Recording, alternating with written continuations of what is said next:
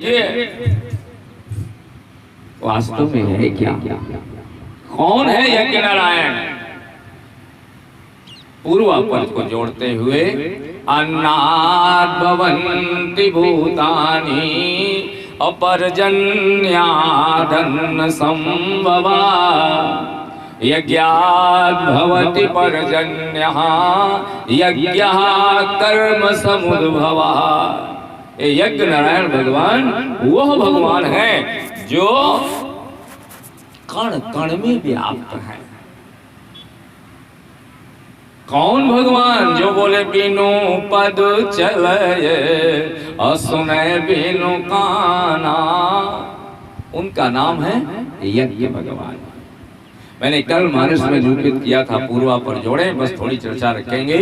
मानस में जो 6 यज्ञ हुए, पहला यज्ञ दक्ष प्रजापति का, कल मैंने आपसे उसकी चर्चा रखी। दूसरा यज्ञ महाराज श्री दशरथ जी महाराज का कहें कि वशिष्ठ जी महाराज का कहें कि श्रृंगी ऋषि का कहें। श्रृंगी ऋषि वशिष्ठ बुलावा पुत्र काम शुभ यज्ञ करावा।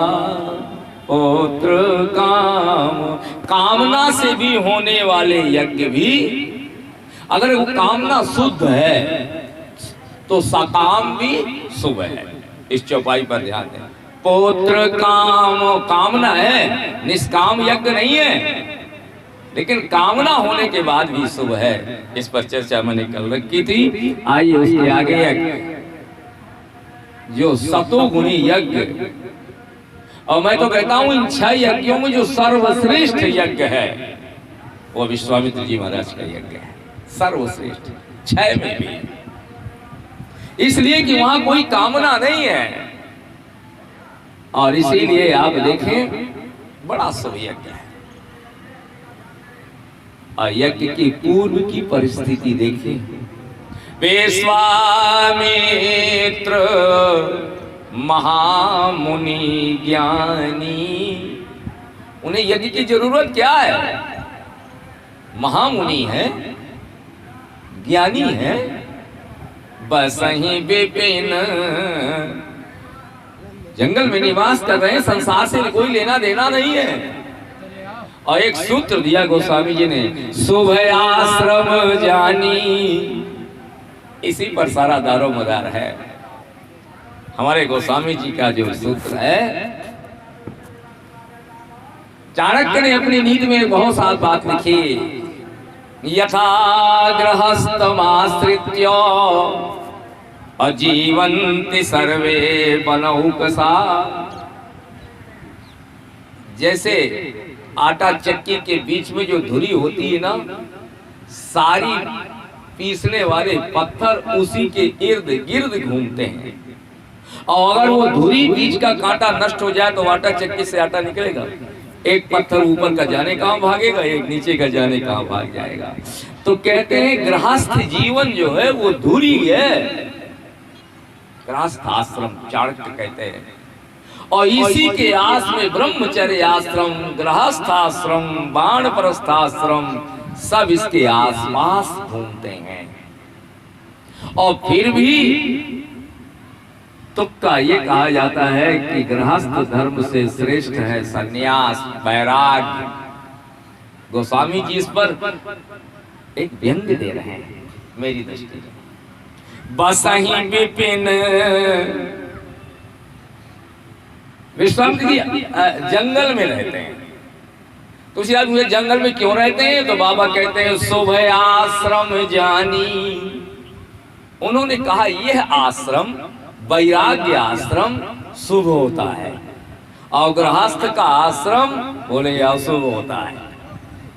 गृहस्थ का आश्रम बेकार है, इसलिए उसे छोड़कर भागो, तब वैराग्य होगा।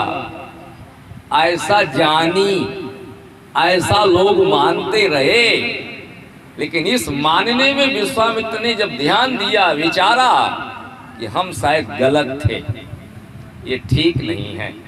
गृहस्थ आश्रम भी श्रेष्ठ है, क्योंकि जितने भी हमारे यहाँ परमात्मा का अवतार हुआ वो गृहस्थ आश्रम में हुआ है। बस ही विपिन सुबह आश्रम जानी, आश्रम को श्रेष्ठ जान करके निवास किया। लेकिन मिला क्या? जो गृहस्थ में दुख, चिंता, भय, वो आपको विरक्त में भी मिला। छूटा ना, अभी मिश्र जी कह रहे थे, छूट न अधिक अधिक उलझाई। तुमने उपाय न किए होंगे छूटने के? बोले हमने किए। श्रुति पुराण बहु कहे वो उपाय, पर छूट न अधिक अधिक उलझाई। रह तो रहे विश्वामित्र जी, लेकिन क्या दुख छूटा? गृहस्थ वाले दुखी होते हैं। तुलसीदास जी कहते हैं संत दुखी हैं, विश्वामित्र दुखी हैं। दुखी हैं कैसे दुखी हैं? देखत यज्ञ निशाचर धामहि और करहि उपद्रव तो मुनि दुख पावहि। तो समझिए बड़ा सुंदर व्यंग्य कर रहे हैं। यज्ञ में सबसे पहले निशाचर बिना बुलाए आते हैं और देवता बुलाने पे आते हैं। देवताओं का जब पीड़ा अईड़ा आश्रम पाश्रम आसन मंत्र उपचार आवाहन विसर्जन, देवता तब आएंगे। और निशाचर तो देखत यज्ञ, निशाचरों को बुलाना नहीं पड़ता, केवल उन्होंने देखा यज्ञ और आ गए। इसलिए गोस्वामी जी कहते हैं वो भगवान के बिना यज्ञ का कार्य होने वाला नहीं है। अब आप एक सूत्र दें, फिर मैं 2-3 यज्ञ, हमारे मिश्र जी कह रहे थे यज्ञों की सारी चर्चा करेंगे, क्योंकि प्रसंग उठ गया है। वरना तो जो आप कहें हम उस पर भी चलने को तैयार रहते हैं, जिधर चल दें उधर सही। लेकिन समय की संकीर्णता है, इसलिए उसी को आपके सामने निरूपित करने का लक्ष्य रख रहा हूं। गोस्वामी जी महाराज कहते हैं जब यज्ञ प्रारंभ हुआ, होम करन लागे मुनि झारी, स्वाहा करने लगे। और राम जी कहाँ हैं? आप रहे मख की रखवारी, दरवाजे पर खड़े हैं और रखवारी कर रहे हैं। विश्वामित्र जान रहे हैं कि रखवारी करने वाला कौन है। बोले जिसका हम यज्ञ कर रहे हैं वही दरवाजे पर खड़ा है। इस बात को जान कौन रहा है? दुनिया जाने ना जाने, लेकिन विश्वामित्र जी 2-2 बार जान चुके। तब मुनिवर मन अकीन विचारा कि प्रभु अवतरे वो हरण मई भारा। भगवान का अवतार हो गया, क्या करोगे? बोले मांग के लाऊं, ले आए। चर्चा मुझे विस्तार से नहीं करनी है, समय है। ये मानकर लाए हैं विश्वामित्र जी की ये भगवान है। एहू मिस देखो पद जाई, कर विनती मैं आनो दो भाई। ये विचार कर चले राम लक्ष्मण लेने और लेकर आए, लेकिन मन बीच में मानता कहाँ है? समस्या तो हमारे जीवन की यही है ना, जिसको मानना चाहिए उसे हम मानते नहीं, और जिसको जानना चाहिए उसे हम जानते नहीं। मानना चाहिए भगवान को और हम मान लेते हैं संसार को, और जानना चाहिए संसार को और हम जानना चाहते हैं भगवान है धरती पे, है भी कि नहीं, होता तो दिखता ना। हम भगवान का प्रश्न जानना चाहते हैं, जानना नहीं होना। जानना है तो संसार को जानो। क्या ये मेरे पिता हैं? तुमने देखा है ना? माँ ने कह दिया, हमने पिता मान लिया। माँ ने कह दिया ये तेरा बड़ा भाई है, हमने मान लिया। लोग कहते गए और हम मानते गए। माने कह दिया ये तेरा घर है, हमने मान लिया। लोगों ने कह दिया ये तुम्हारी पत्नी है, हमने मान लिया। लोग कहते गए, हम मानते गए। और संतों ने कहा ये भगवान है, इन्हें मानो। तो हम कहते हैं भगवान है धरती पे। अब भगवान को मानने का मन नहीं, संसार मानते चले गए, भगवान नहीं मान पा रहे हैं। मन में विचार है ये भगवान है।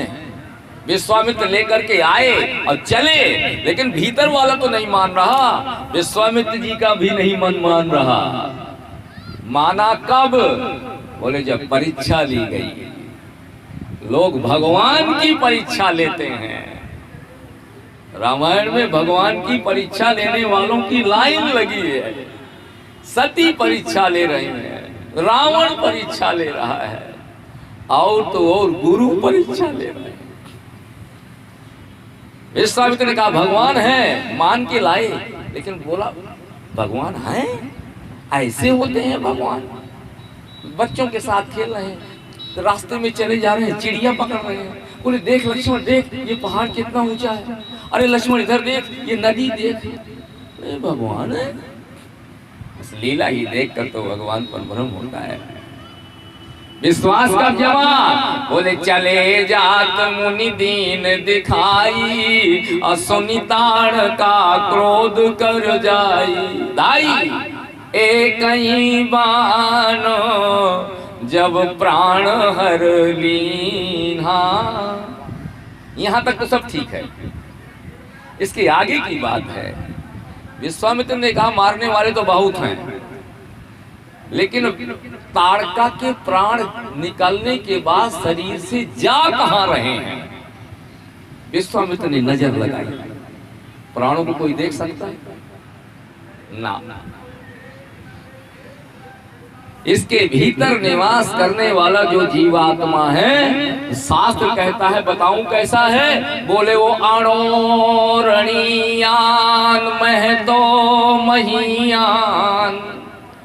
इसके भीतर जो प्राण है, जिसे हम जीव कहेंगे, वो जब चींटी में घुसता है तो चींटी चलने लगती है, और जब निकलता है तो चींटी मर जाती है। तो कितना छोटा होगा जो चींटी में घुस सकता है। और वही प्राण जब हाथी में घुसता है तो हाथी चलने लगता है, तो वो कितना बड़ा होगा जो हाथी को चला रहा है। शास्त्र कहता है ना वो छोटा है ना वो बड़ा है। जो जीव तुम्हारे भीतर है, हमारे भीतर है चींटी के, वो अणोरणीयान, अणु से भी छोटा है। और मैं तो महियान, वो हाथी को भी चलाता है। तो प्राण जब निकले ताड़का के तो नजर गड़ाई किसने? गुरुजी ने, विश्वामित्र ने। देखे ये भगवान है कि नहीं। कैसे? बोले भगवान की हमारे यहाँ एक परिभाषा है। What is the definition of the God? God कहेंगे किसको? भगवान कहेंगे किसको? पाश्चात्य ने उसे गॉड कहा, मुसलमानों ने खुदा कहा, हमने भगवान कहा। परिभाषा सबने अलग अलग दी, लेकिन है एक ही। अंग्रेजों ने कहा वो गॉड, GOD, गॉड। तो परिभाषा बताओ। बोले जी से जनरेटर, जो इसको पैदा करता है, जनरेट करे। ओ से ऑपरेटर, जो इसका पैदा करके पालन करता है संसार का। और डी माने डिस्ट्रॉयर, और जो संहार करता है। तो हमने कहा हमारा भगवान। बोले ओदभव स्थिति संहार कारिणी क्लेश हारिणी। हमारा भगवान भी संसार को पैदा करता है, स्थिति उसका पालन करता है, और उसको नष्ट भी कर देता है। वो भगवान है। तो भगवान की परिभाषा क्या है? बोले 5 परिभाषा है भगवान की। कौन कह रहे हैं? विश्वामित्र जी महाराज कहते हैं। भगवान किसे कहेंगे? बोले वो भगवान उत्पत्तिम प्रलयम चैव अभूतानाम गतिस्तथा। जो संसार के सारे जीव कितने पैदा हुए वो सबको जानता है, वो है भगवान। भगवान की परिभाषा सुना रहा हूं शास्त्र में। अमेरिका में कितने पैदा हुए, विश्व में कितने पैदा हुए, अंडे चींटी, वो सबको जानता है। और हम तो बंगरे में कितने पैदा हुए नहीं जानते, और कहते हैं भगवान है। उत्पत्तिम प्रलयम चैव, कितने मरे वो सबको जानता है। अभूतानाम गतिस्तथा, और प्राण से, जब शरीर से प्राण अलग हुए तो वो गए कहां, वो यह भी जानता है, वो है भगवान। अवेति विद्याम अविद्याम च, जो विद्या माया और अविद्या माया दोनों को जानता है। सा भगवान इति कथ्यते, वो भगवान कहा जाता है। तो ताड़का के प्राण निकले, गुरु बाबा ने नजर जमाई, ओहो इसके प्राण तो सीधे बैकुंठ पहुंचे। गोस्वामी ने अर्धारी बदल दी। तब ऋषि निज और नाथ ही जिय चीनी, तब कब, बोले जब ताड़का को मारा, मारने पर चीन्ही, बोले नहीं मारने पर नहीं चीन्ही, जब उसके प्राण बैकुंठ पहुंचे। तब ऋषि निज नाथ ही जिय चीनी, और जब चीन्ही तो फिर विद्या निधि कहाँ विद्या दीनी, अपने पास जो विद्या है वो सब दे दिया। किसको दिया? विद्या निधि को। शब्द देखें जरा, समुद्र को एक लोटा पानी दे दिया, यही तो हुआ अर्थ इसका। विद्या निधि, विद्या के समुद्र को, विद्या जो विद्या थी बाबा गुरु के, एक लोटा पानी के बराबर होगी, वो दीनी। तुलसीदास जी ने कहा कौन सी विद्या दी? बोले एक विद्या वो दी, जाते लाग और न क्षुधा पिपासा, भूख नहीं लगेगी और प्यास नहीं लगेगी। ये विद्या हमारे यहाँ थी और है आज भी, हम जानते नहीं। विश्वामित्र ने दिया, राम ये मंत्र जपो, ये विद्या लो, क्या होगा गुरुजी? न भूख लगेगी न प्यास लगेगी। जाते लाग न क्षुधा पिपासा, आतुलित बल तन तेज प्रकाशा। अब जब जान गए कि आप भगवान हैं, तो दरवाजे पर भगवान खड़े हैं, तुम यज्ञ किसका कर रहे हो? ये प्रश्न मेरा आपसे। भगवान को पाने के लिए यज्ञ है ना। अब विश्वामित्र जान गए कि ये परमात्मा है, और जो परमात्मा है वो दरवाजे पर खड़ा है, तो स्वाहा किसका हो रहा है? स्वाहा के द्वारा तुम किसको पा रहे हो? होम करन लागे मुनि झारी, तो होम के बाद किसका होम हो रहा है? बोले यज्ञ नारायण का। कौन यज्ञ नारायण? बोले बस यहीं से तुलसीदास जी महाराज यज्ञ की परिभाषा दे रहे हैं। वो यज्ञ नारायण जो कण कण में व्याप्त है, निर्गुण की साधना का नाम यज्ञ नारायण है, और सगुण की सेवा का नाम यज्ञ है। सगुण कभी सेवा करवाता है और कभी सेवा करता है। आज सगुण सेवा पर खड़ा हुआ है। तो यज्ञ का अर्थ क्या हुआ? यज्ञ का एक ही अर्थ हुआ मेरे साथियों, कि जो कुछ भी आपके पास में है उसका समर्पण कर देना, इसका नाम यज्ञ है। यज्ञ कोई क्रिया नहीं। गीता में भगवान कहते हैं सहयज्ञ प्रजा सृष्ट्वा पुरोवाच प्रजापति। जब प्रजा बनी तो पहले यज्ञ की रचना हुई। गीता में भगवान कहते हैं संसार बना तो यज्ञ की रचना की ब्रह्मा ने, और यज्ञ से ही देवताओं की आराधना, देवता तुम्हें दे और तुम देवता को दो, इसका नाम यज्ञ है। परस्परम भावयन्तः, जो तुम देवता को दो वो लाख गुना करके परमात्मा तुम्हें दे। जिस देवता की आराधना करो, इसका नाम यज्ञ है। तो सगुण की उपासना हो रही है। अब जब मैं एक जल्दी जल्दी में बात आपसे पूरी करूं, धनुष यज्ञ मैंने कल प्रश्न छोड़ा था। राम यज्ञ में राम की पूजा, रुद्र यज्ञ में रुद्र की पूजा, सत चंडी यज्ञ में चंडी की पूजा, तो धनुष यज्ञ में धनुष की पूजा होनी चाहिए ना। पूजा हो रही है कि तोड़वाया जा रहा है? अब कहा जा रहा है धनुष यज्ञ हो रहा है। बोले बंदी वचन बर सुनहु सकल महिपाल, प्रण विदेह कर कहीं हम भुजा उठाए विशाल। राज समाज बैठे हैं सब, धनुष रखा है, क्या हो रहा है? बोले धनुष यज्ञ। चौथा यज्ञ मैं आपके सामने रख रहा हूं, कम समय में। विस्तार होता तो मैं एक एक घंटे की चर्चा करता। क्यों धनुष यज्ञ इसका नाम पड़ा?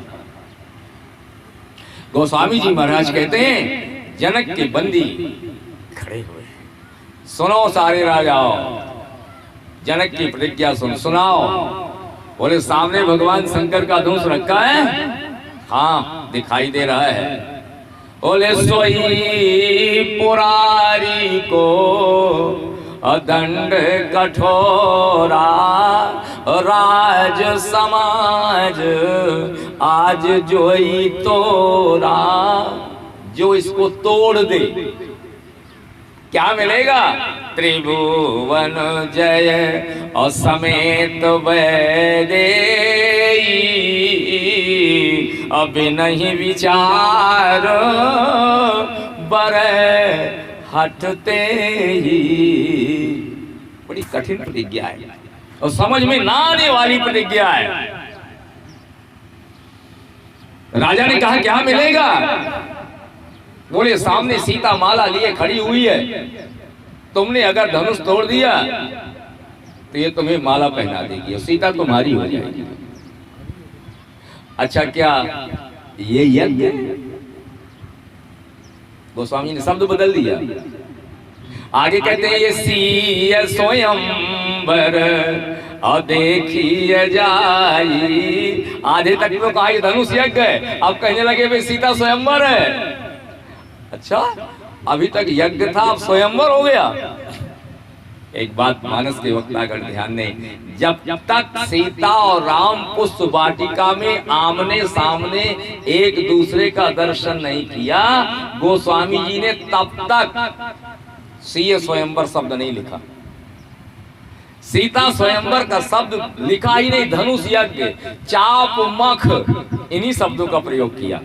लेकिन जब राम और सीता एक दूसरे को पुष्प वाटिका में देख चुके, गोस्वामी ने शब्द बदल दिया। अब कहते हैं सीय स्वयंवर और देखिए जाई, इसका धौ दे बढ़ाई। अब कहते हैं धनुष यज्ञ नहीं भाई, अब सीता स्वयंवर है। अच्छा बोले चलो सीता ही स्वयंवर, स्वयंवर मान लें, और वास्तव में देखें तो सीता स्वयंवर भी नहीं हो रहा। स्वयंवर का मतलब होता है कि कन्या के हाथ में माला दी जाए, प्रत्याशी सब लाइन से बैठ जाएं, कन्या का जिस पे मन आ जाए उसके गले में माला डाल दे। इसे कहा गया स्वयं, खुद वर चुन ले, स्वयंवर। लेकिन क्या सीता को माला डालने की छूट है? ना, ऐसा स्वयंवर हुआ है। नारद जी जब पहुंचे, विश्व मुनि के हाथ में माला है, नारद जी बैठे हैं, विश्व मुनि माला लिए चली जा रही है। किस पर मन आ गया? भगवान आ गए वेशधर के राजा का। अब विश्व मुनि ने माला डाल दी भगवान के गले में। तुलसीदास जी लिख रहे हैं, दुल्हन लई गे लक्ष्मी निवासा, नृप समाज सब भय निरा। कन्या का मन, कन्या ने माला डाल दी, नारद बैठे के बैठे रह गए, लड़की चली गई। स्वयंवर है, जिस पर माला डाल दी। तो क्या सीता को माला डालने की छूट है? बोले ना, माला तो लिए बैठी रहो बेटी, लेकिन डालोगी नहीं। क्यों? बोले पिता की आज्ञा है, राज समाज आज जोई तोरा। जो धनुष तोड़ दे उसकी माला डाल देना। एक ने कहा शायद कोई बूढ़ा तोड़ दे, बोले कन्या तो माला डालेगी। एक ने कहा जनक जी शायद कोई राक्षस तोड़ दे, तुम जानते हो कि आपकी इस धनुष यज्ञ में राक्षस बैठे हैं। जनक जी ने कहा हम जानते हैं, देव धनुज धरि मनुज शरीरा। जनक जी ये बोल रहे हैं चौपाई, यहाँ विपुल वीर आए रणधीरा। यहाँ राजाओं के वेश में राक्षस बैठे हैं, इस बात को मैं जानता हूं। कौन कहते हैं? जनक जी। और शायद कोई राक्षस तोड़ दे, तो जनक जी ने कहा कन्या ले जाए। ये स्वयंवर है? हमें तो लगता है स्वयंवर नहीं है, जुआ हो रहा है। छक्का फेंक दे, ट्रैक्टर ले जाए, चाहे जो फेंक दे। दांव पर लगा दी गई सीता, तो ऐसा लग रहा है कि पहले धनुष यज्ञ है, फिर सीता स्वयंवर है। अब तो स्वयंवर भी नहीं लग रहा, अब तो दांव लगा है। कल हमारे मिश्र जी चर्चा कर रहे थे, एक दांव और खेला गया सीता के लिए ही। जो 60 सकस चरण ममहारी, अब फिर ही राम सीता में। सीता ही दांव पर लगी। अरे अंगद, अगर दांव पे लगाना था तो अपनी अम्मा लगा, तुम्हारे भी तो माँ है, तुम्हारे परिवार है। अपनी लगाई जाती है कि पड़ोसी का ट्रैक्टर दांव पे लगाया जाता है? फिर अंगद ने कहा था फिर ही राम सीता में हारी। गोस्वामी जी कहते हैं एक बार द्रौपदी दांव पर लगी, महाभारत में लाशें बिछ गई। और रामचरितमानस में मेरी मां जानकी 2-2 बार दांव पर लगा दी गई। आज एक बार पिता ने लगा दिया, जो धनुष तोड़ दे ले जाए। अंगद ने कहा पांव उठा दे और ले जाए। कैसे बची इज्जत। तुलसीदास जी महाराज कहते हैं जिसकी बिटिया है उसी ने रक्षा की। किसकी बेटी है? बोले धरणी सुता धीरज धर्यो, धरती की पुत्री है। धरती ने बचाई इज्जत। कहां बची? जब अंगद ने दांव पर लगाया तो तुलसीदास जी ने दोहा लिखा, बोले भूमि न छाड़ तो कपि चरण। अंगद का पांव किसने पकड़ लिया? जिसकी बिटिया दांव पे लगी है। धरती ने कहा अंगद का कहाँ लगा है, बिटिया तो मेरी लगी है। तो भूमि ने पकड़ लिया, अब वो छाड़ नहीं रही अंगद का पांव। भूमि न छाड़ तो कपि चरण, और देखत रिपु मधुभार। वहां धरती ने लाज बचाई, अंगद ने दांव पर लगाया। आज जनक जी ने दांव पर लगा दिया। गोस्वामी से पूछा इज्जत कैसे बची? बोले जैसे वहां बची वैसे यहां बची।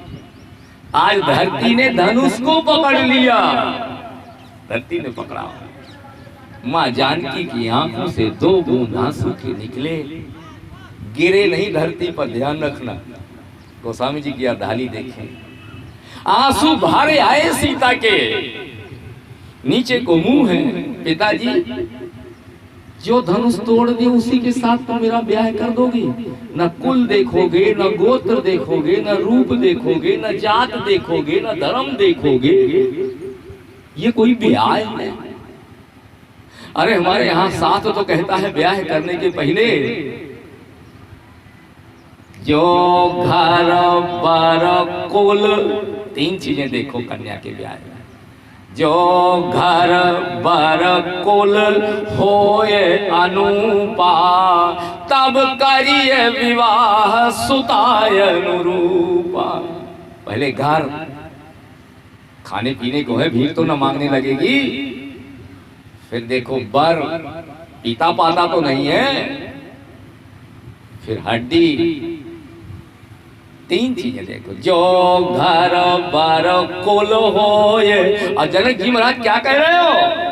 ये निर्णय है, जो धनुष तोड़ दे, न जात, न कुल, न गोत, न गरीब, न अमीर। सीता के आंखों में आंसू भरे आए, धरती पर नहीं गिरे। गोस्वामी जी का चित्र देखें, अच्छा, जब आंसू भरे आए तो भरने के बाद गिरना चाहिए, लेकिन गोस्वामी जी कह रहे हैं लोचन जल रह लोचन कोना, और जैसे परम कृपण कर सोना। आंसू भरे तो परंतु गिरे नहीं, कभी कभी कभी हृदय के घाव सीने पर वो कभी झेले नहीं जाते, कुछ भीतर का दर्द है,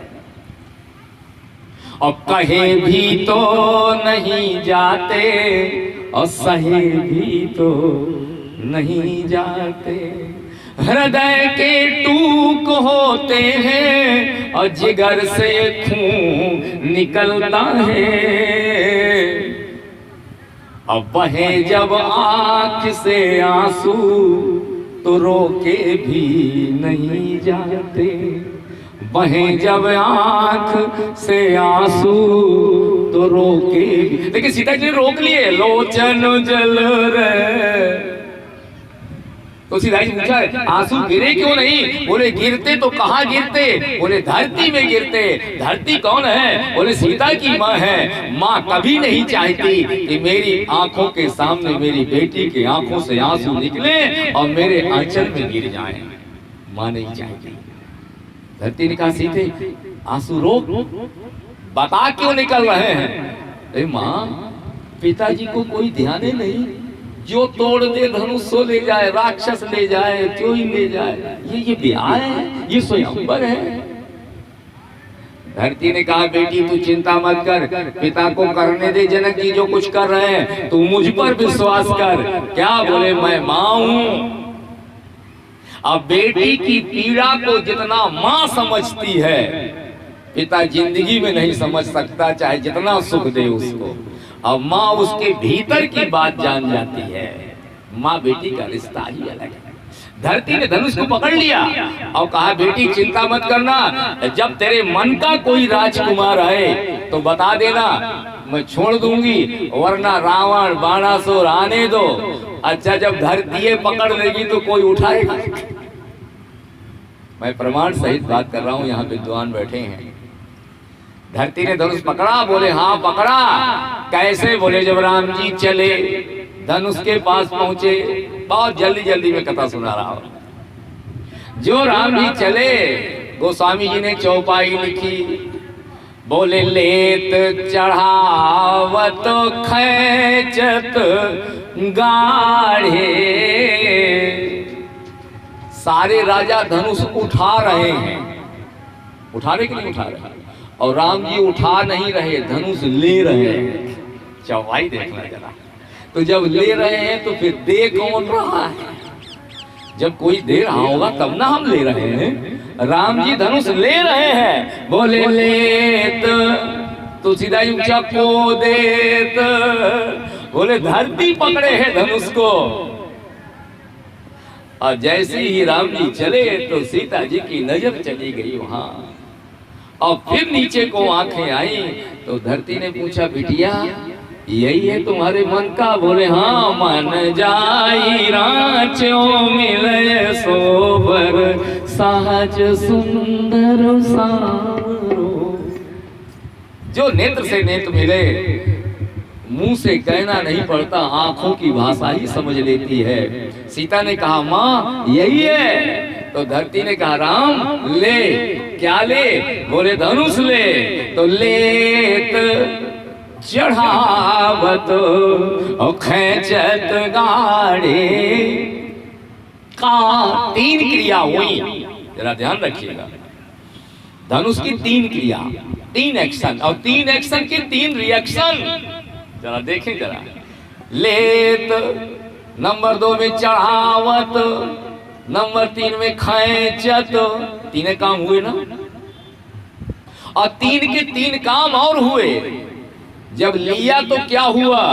बोले दम क्यों दामिन जिमी जब लयऊ।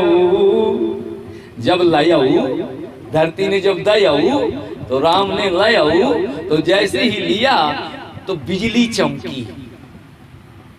अब काहू न लखा। एक ने कहा तुलसीदास जी ने, गुरु जी ने देखा? बोले नहीं। जनक जी ने देखा? बोले ना। राजाओं ने देखा? बोले बिल्कुल नहीं। अच्छा लक्ष्मण जी ने? लक्ष्मण जी ने तो देखा होगा, वो शेष के अवतार है।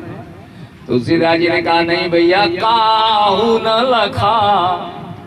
और देख, सब देखने के लिए सब खड़े हो गए।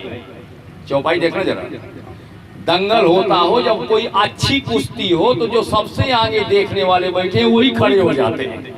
क्या हो रहा है? बोले बहुत बड़ी कुश्ती हो रही है, सब खड़े और बाकी बैठे रहेंगे। तो राम जी ने किया तो सब खड़े हो गए, और खड़े होने के बाद भी किसी को दिखाई नहीं पड़ा। काहू न लखा। तुलसीदास से पूछा गया किसी ने नहीं देखा? बोले नहीं देखा। क्यों? बोले जब आसमान में बिजली कड़कती हो भादों में, और कड़कती बिजली के भीतर क्या हो रहा है कोई बताएगा? सबकी आंखें बंद, इसलिए काहू न लखा। क्यों? बोले दम क्यों दामिनी जिमी जब लयऊ।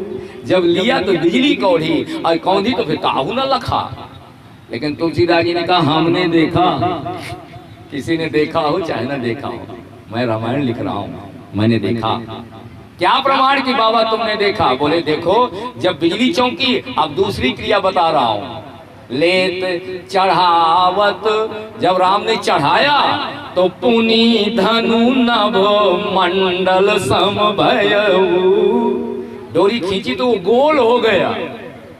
हाँ बाबा तुमने तो देखा। तीसरी क्रिया बताऊं, लेत चढ़ावत और खैंचत, और जब जोर से डोरी खींची तो बीच से टूटा, किनारे से नहीं टूटा। ते ही क्षण राम मध्य धनु तोरा। अब बताओ मैंने देखा कि नहीं देखा? लोगों ने कहा बाबा तुलसीदास जी तुमने कैसे देखा? बोले मैंने नहीं देखा, बिजली चमकने के कारण कोई नहीं देख पा रहा, और उसने देखा। किसने? बोले ऐसी हजारों बिजलियां जिसकी तीसरी आंख में भरी रहती हैं, उस बाबा ने उस दृश्य को देखा।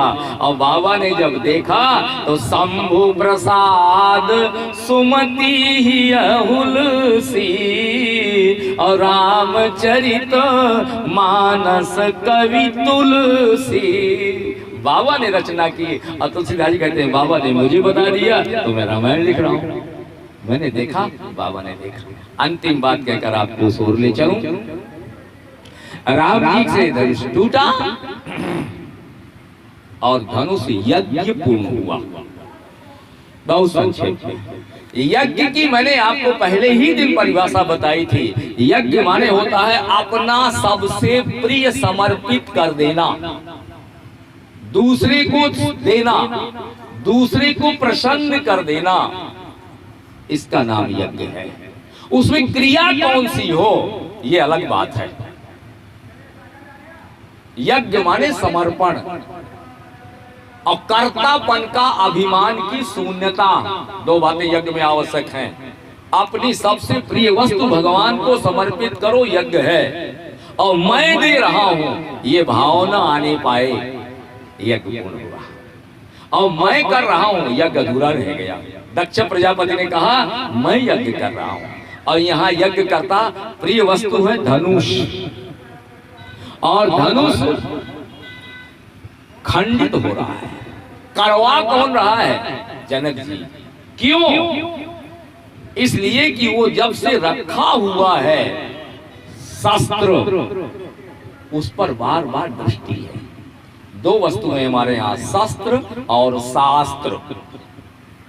जब शस्त्र पर नजर जाएगी, जब बंदूक पर नजर जाएगी, तो अपना बल और अहंकार बढ़ जाएगा।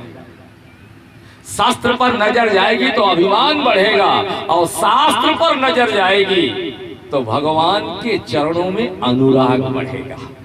इसलिए शस्त्र को समाप्त। और वैसे तो उर प्रेरक रघुवंश विभूषण, और कर्तापन का अहंकार नहीं।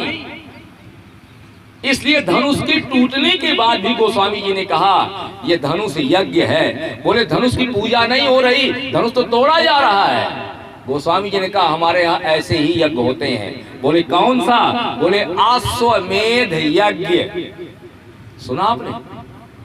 अश्व का घोड़ा छोड़ा गया, जहां जहां गया युद्ध हुए, सबको जीत लाने के बाद घोड़ा वापस